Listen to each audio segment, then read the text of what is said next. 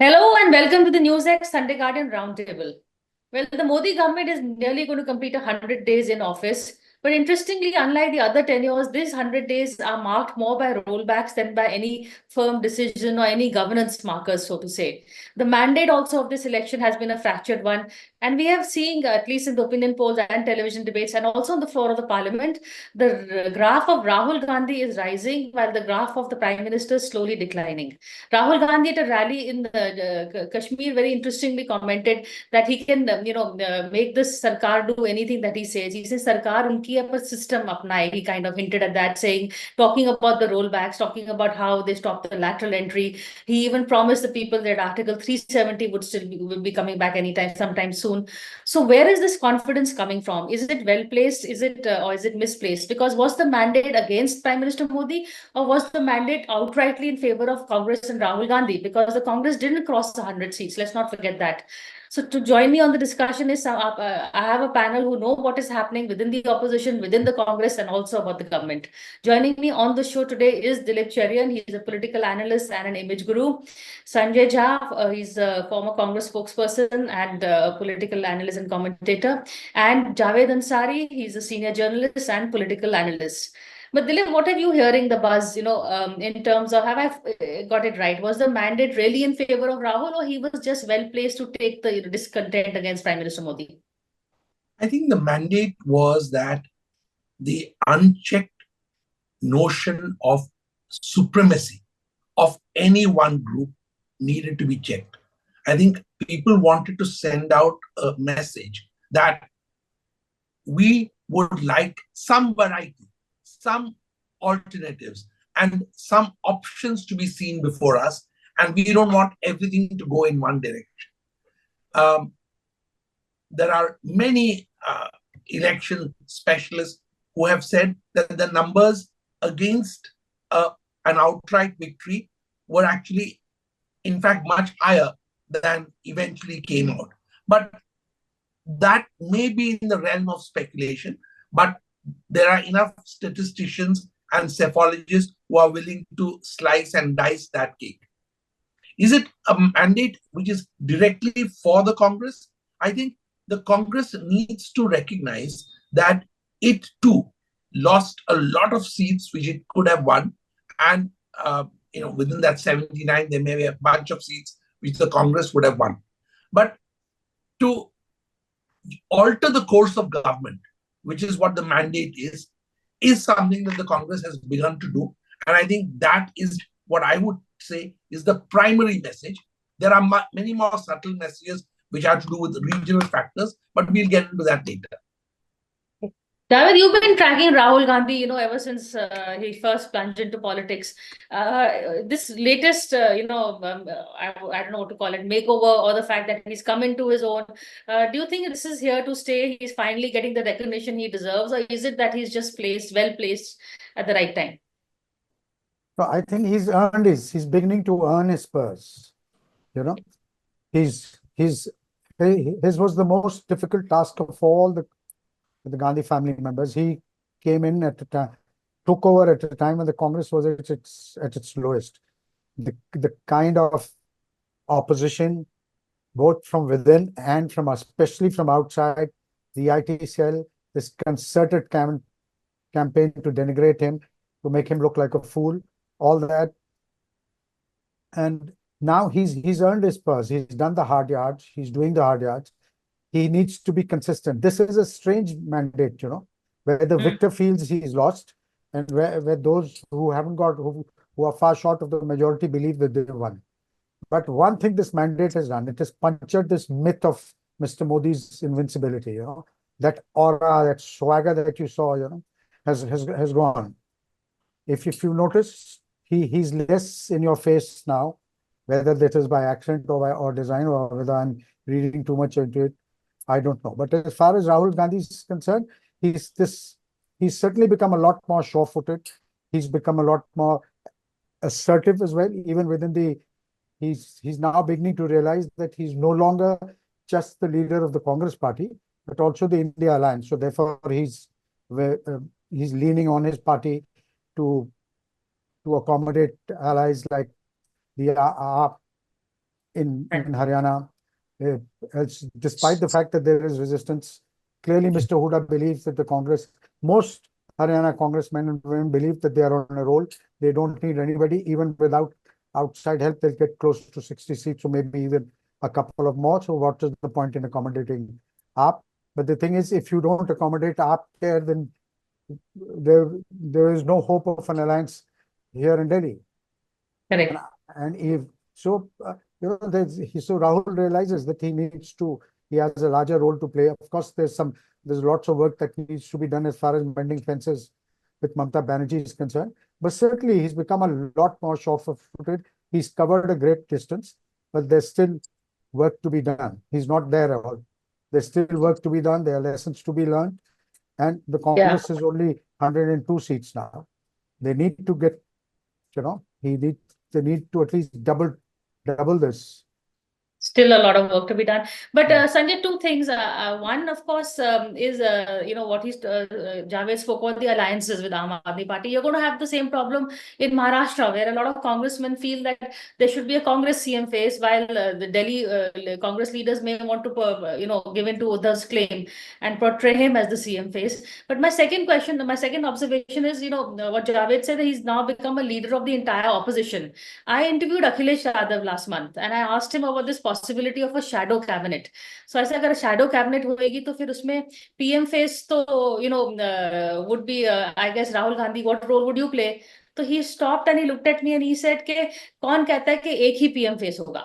So मतलब he is not ready to give Rahul that that heft and that leverage. Neither is Mamata Banerjee and some others. These are the problems that Rahul is still facing, but despite the mandate. Priya, I'll tell you why I don't agree with that. For the simple reason that look at the change. We are now already talking about a post-Modi new alternative prime minister emerging, whether it is Rahul Gandhi or somebody else from the India Alliance. So the bigger story is that the BJP is now, frankly speaking, dwindling. We might choose to be politically correct here. But the fact remains that BJP is a fast diminishing force, and Mr. Modi's brand stands fractured. Now, people will, obviously hedge and say, you never know what can happen tomorrow. But politics is about momentum. When the momentum is good, even the most stupid and obtuse and preposterous statements people make, it becomes a headline about what a strategic breakthrough. When things go wrong, they tumble rather quickly. I think the BJP and Mr. Modi has had a spectacular rise in 2014, and normally such successes are followed by a very dramatic collapse. I don't agree with Dilip that the verdict of 2024 is a soft blow for Mr. Modi. Please remember that he was expecting 400. He's down by 160. And the truth remains, Priya, that this was not a level playing field election. So the Congress's 102 is much bigger than the number appears, which is why Rahul Gandhi, as the leader of opposition, is doing well, and Mr. Modi suddenly has vanished from the main story. But there is a bigger message, really. Look at the headline that I saw a couple of days ago in a newspaper. 46,000 graduates and postgraduates applying for the job of sweepers in Haryana. Can you imagine that? The truth is the verdict of 2024 was on bread and butter issues of unemployment, which has been raging for 10 years. Mr. Modi covered it up for a long time on Hindutva politics and hyper-nationalism, Pulwama, etc. The people of India told him in 2024, talk to me about my interests. Don't try and just win an election. Why do you think they lost the seat of Faizabad or Ayodhya, right? The larger message was, listen, you can gloat as much as you like, but India is going to ask you fundamental questions. And I think the BJP is now facing that reality check. And proof of that will come very soon in the next couple of weeks.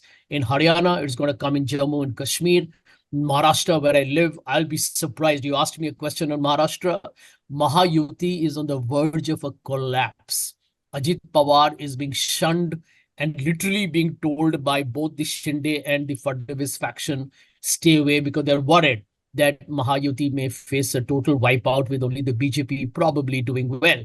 So what is this telling you, right? A very resounding message from the people across the country in Lok Sabha. And if they head for 3 state election defeats, probably even Jharkhand, I think in Delhi, I'll be surprised if Delhi, doesn't change, kind of its opinion on the BJP. It'll probably give the BJP a bigger knockout blow in Delhi. So I do see a significant momentum against Mr. Modi and the BJP, which might actually force both the TDP and the JDU, which are frankly speaking already sending out messages that are extremely unhappy on many of the decisions the Modi government has taken. You might have a new, shall we say, configuration in Delhi in the middle or earlier of 2025. That is really, but I tend to agree with Dilip. You're talking about, we all agree there is a decline. Sanjay, of course, there's a sharp, fast decline.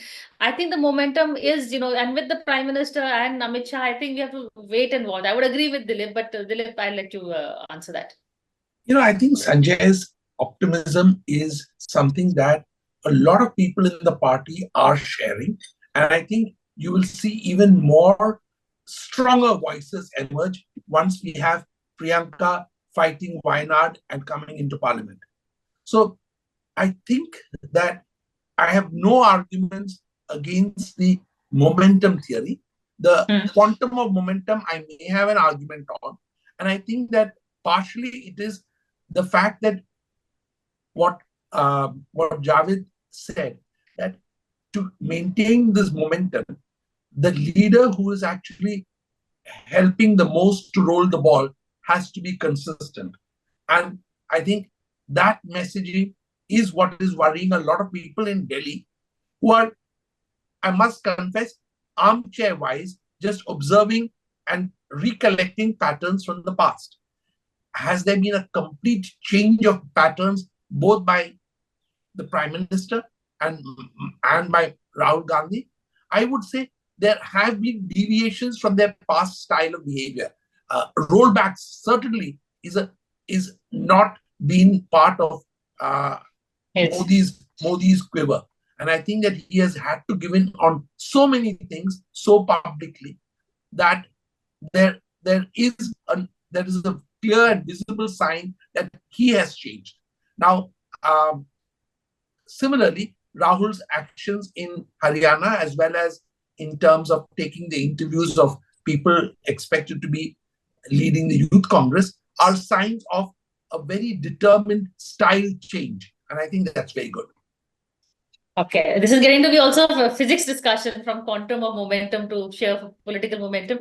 But Javed, supposing Sanjay's prophecy comes true, and we may see the government falling and Chandrababu Naidu and JDU changing guard, do you think it's advisable now, given the fractured mandate, or will the Congress be able to cobble together so many people and rule, or because they haven't really got an outright mandate also to assert themselves? Yes, so I mean, left to me, if I were to make a choice, I would prefer, rather than lead a wobbly coalition, if Mr. Modi is having to pull back every second measure of his because of two allies. Imagine a situation where a government which has a dozen allies, what difficulty the Prime Minister was facing. This is not something new. All coalition governments have had it. If you're asking for my choice, I would prefer a clearer mandate, and Rahul Gandhi the Congress should allow this government, the BJP, to fall under their own weight, to continue, because there is no momentum to this government. The honeymoon period is already over, and one didn't even know. There's nothing. There's no.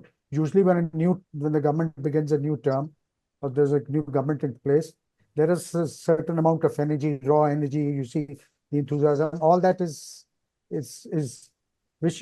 all that has gone.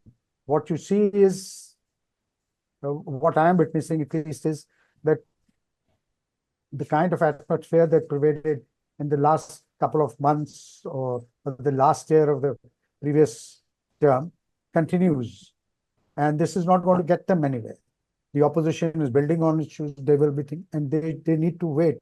The opposition needs to wait. Like a few more, state by state, they need to defeat them. Mr. Modi came out with this grand delusional plan of his, that Congress Mukt Bharat.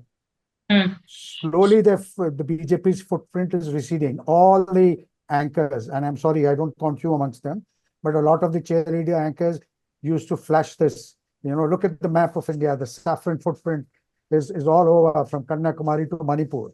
Well, for Manipur, in their scheme of things, Manipur doesn't exist, and their footprint is receding. They need to further tighten the noose around them, and then right now this idea of taking over a regime change is undercooked. So they need to wait, and hopefully there will be a time from the opposition's point of view when the people that you will be right now they've given them 240 combined. Hopefully they'll give them around 300 for them to govern. So, Sanjay, the Javed is suggesting a state-by-state obliteration of the BJP, which may happen in the coming state elections if the opposition gets its act together. But there, the Congress will have to take a firm stand. And I noticed you dodged my question on the Maharashtra issue. Will the Congress give in for the larger goal of defeating the BJP, or will the Congress workers on the state want to assert themselves and want a larger share of seats during the coalition talks? Priya, I did not dodge your Maharashtra question. I'll tell you why. Because there's just been a conversation between all the leaders, and they have agreed that the party which has the largest number of seats will normally have its own chief ministerial face. In fact, Uddhav has been very candid. In fact, he's gone on record to say that I'm willing to support anybody who's the chief ministerial face. Likely, it could be Congress. It could be obviously Uddhav himself. What is he saying behind closed doors? That's what they're saying in public. Well, to be honest, I have been very vocal personally. I believe that Uddhav will make a very popular chief ministerial face. He has got a great track record. I have in fact publicly requested, whatever the Congress decides to hear me or not, that actually the Congress should back Mr. Uddhav Thackeray. You don't have the Congress may get more seats because it is more pan-Maharashtra, but the truth is it doesn't have that one singular magnetic personality with the credibility that a chief minister needs. But, I think the important point is what Javed mentioned probably that I want to take on. Manipur, can you imagine? It continues to burn 1.5 years later, and it tells you about the monumental governance failure on security, on managing a very, kind of disturbing ethnic conflict. Look at the headline, Priya, can't ignore it. SEBI is today got zero credibility. And we talk of an 80,000 stock market. Crony capitalism is like all over the place. It's not just about a big fat Indian wedding. I think this is larger message for Mr. Modi that the people of India are fed up of his speeches. The reason why Mr. Modi, I think, is vanishing from the public space because he knows that he is actually now his credibility is diminishing fast. You'll have an opinion poll saying he's the most popular leader, blah, blah, blah. But the truth is that's a historical baggage that probably helps in a positive way. But I think alternatives are emerging. People are keen to see change. And I think why should we be surprised? There are no permanent winners in politics. There are no permanent losers in politics, right? Donald Trump was expected to thump Joe Biden. He's likely to lose to Kamala Harris. Politics changes. And I think Mr. Modi and the BJP losing is not a big story anymore. This is a government that has failed on price rise. This is a government that has frankly got issues on corruption, electoral bonds. There has been communal temperatures are rising. You heard the story in Haryana about a young boy being chased on the roads because people thought he was a cattle smuggler. Now, mainstream media will not talk about it, Priya, but these are things the common man is talking about. So I think if Mr. Modi is losing, I'm saying, what's a big story? There is no big story. He hasn't done well. The BJP is frankly succeeded because of a weak opposition for a long time. Rahul Gandhi has discovered that, it's no big deal to beat Mr. Modi and Mr. Shah. The opposition is feeling the tailwind. Akhilesh is sounding brilliant and very confident about winning the by-election in Uttar Pradesh. And I think the opposition will win these state elections coming up. So we are seeing a change and a churn, and I think we should be happy. Okay, on that happy note, Javed, I will come to you but just a quick break. We're going to come back, but just after a quick break.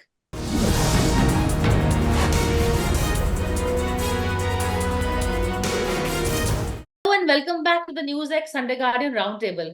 We're here decoding the politics post the 24 results. We're seeing a strident rising Rahul, and what it bodes on the politics of the center. But Javed, you wanted to come in quickly before I go to the on the question of Maharashtra, I strongly believe that the Congress should take a leaf out of the BJP's book of what they've done in Bihar. They for twice They have the larger number of MLAs, yet in the interest of keeping the alliance and keep it going, they've allowed Nitish to continue. The Congress should agree to Uddhav Thackeray, and Congress will, obviously being the single largest party, if it emerges as the single largest party, it will have a lion's share of the government. But it will send out a very good message. It will bind the alliance together. It will ensure longevity in Maharashtra, and at the national level also, it will send out a very good message. So, Dilip, should the larger goal then be for the Congress to first defeat the BJP and then go around setting its house in order and building up its party at the state levels? In Congress, nothing is as neat as any strategic thinker may work out. Lots of things could happen. As Sanjay knows all to his cost. And Sanjay's remark on Trump and Kamala is a very good example of how things change and how rapidly they change. So I don't think we need to make so many calculations. The trends are very important. The behavior of leaders towards each other is supremely important. And people are today more and more voting for leaders, voting for patterns of behavior that they see, and voting against patterns of behavior that they don't like. So I think that whether they take the lessons of Bihar into Maharashtra, whether they are able to rekindle interest and enthusiasm about resolving Manipur, all these things will be major stepping stones to whosoever wants to come to power in 2029. The big question that you've asked and you've sort of been debating in some senses is there likelihood of a change before that? And the answer to that is yes, there is a likelihood. It is not going to be a very stable hood. Whatever is in that stable is not going to be very akin to what the nation really needs. Is there change in 2029? The answer is the signals are very clear already. So the big question leaders have to ask themselves is, what is the pathway to that final goal that they want to achieve? I like the way Dilip differentiated between what the nation wants and what the nation needs. I think we should all start focusing on what the nation needs. But in terms of guessing elections and like 1 month being a very long time in politics, are you worried that Madhya Pradesh might happen to the Congress again? As confident as they are of Haryana, as they were of Madhya Pradesh, things can change. So is the Congress making a mistake by roping in the Aam Aadmi Party in Haryana, because they're going to be actually throwing away seats over there, Javed? Look, if you speak to the Haryana state leadership of the Congress, and the faction risen as it is, if there is one thing that they agree on, it is that the Congress can do it on its own. They don't need anybody. But then again, you have to look at the larger picture. Giving away 3 seats, 4 seats will not make a difference. Congress will win despite itself in Haryana. The situation for the BJP is so bad, the Congress will win despite itself, despite all its contradictions, despite its obvious fault lines. They will win, and they won't just win, they'll win handsomely. I'll be very, very surprised if the results go the other way. About Jammu and Kashmir, I can't say, but it looks likely that the BJP is not going to make headway. Eventually, it will not be a pro-BJP government there. Probably the India Alliance will squeak through. What happens in Jharkhand, Sanjay ji would be better placed to answer. But these two, and and no matter what skullduggery you do, on what pretext you change elections, so that this government was speaking of one election, one nation, one election. They can't hold elections to all 4 states in one day. So they're saying there'll be festivals and monsoon. They're going to be the same festivals. Haryanvis will also be celebrating. Jharkhandis will also celebrate across the country. So all this bunkam won't wash. I think the people have made up their mind, and the BJP will realize, much to its horror, that the ground is now irrevocably slipping from under their feet. Javed said a very interesting phrase, the Congress will win despite itself. So that is the problem with the Congress. Will they be equally surprised when the win comes? Or will it be something they planned and strategized for, Sanjay? Because we are seeing the infighting minute. The problem with Congress is, and as one of your allies also told me, that arrogant bahut jaldi ho aate hain. You know, you come close to power and then all the posturing and factionalism comes out before you actually get that power. That has been an inherent facet of Indian politics, and I worry because I have been part of the Congress for a long time. Arrogance leads to complacency and bad decision making. So I think both my friends, Dilip and Javed, whom I hugely respect, have made very tempered and what I call is very dispassionate observation, because it is important for the opposition to be hungry. But when you're hungry, you don't have the right to believe that it's all done and dusted till it's happened. And also, you raised a very pertinent question. Should the Congress focus on defeating the BJP and then fixing its organization? I'll tell you, Priya, that time for the Congress or in politics is long over. You have to multitask. You have to fix your organization. You have to beat the BJP. You have to raise funds. You have to be visible in the media. You've got to do everything at the same time. The old-fashioned, lazy style politics being done in graduated steps is long over. That's one of the reasons why I was very upset with some of the things that the Congress was doing in a very languid, lazy manner. The more pertinent point, though, is the fact that if you look at Indian politics today, I do believe that there is a sense of change which is visible across even demographies. I'm meeting a lot of young people, Priya, the Gen Z, as we call them. Not the millennials who were rather conservative and supported the establishment of Mr. Modi when he won. The Gen Z is talking about new things. They're not happy with hyperbole and hype. They get into issues like what's happening on my job? What's happening on governance? What's this? Why do I have a criminal politician giving me lectures on gender discrimination? I think this is a debate that is beginning to catch on. It's no longer just an urban fad. And I think, the Vinesh Fogart issue, for example, it caught the national imagination. For a long time, the BJP was able to silence them because, everybody thought Mr. Modi is winning. So why spend your time talking about women wrestlers? But Vinesh Fogart, during the time of the Olympics, became a national obsession. And people saw in that, hang on, there has been a massive insult to women in this country. And, all this, I agree what happened in Kolkata is wrong. But while Mamata Banerjee and the TMC will have to explain, and there should be a political cost for the way they have handled the Kolkata rape, Mr. Modi and the BJP are being questioned on a pan-India basis for what they did to Bilkis Banu. What happened with the women wrestlers? What is happening in terms of crimes against women? And I think this debate is healthy for democracy. And I do feel that better late than never, but the opposition has understood that a time for change has come. And for those who believe that the opposition will struggle, I don't think so. They've faced an existential crisis of CBI, ED, and income tax. And now they realize the tide is turning. The Supreme Court's observations, by the way, on the bail. Yeah. I have to cut you short Yes. because we're running out of time, but I do, I want to take your last point that the change is in the air, and it's good to see democracy, at least debates like this happening, and also parliament running as it should. So on that note, I'm going to end this, and let's wait for the results of the next assembly elections. But before that, a lot more conversations. But for now, thank you for watching this show. Thank you. Thank you very much.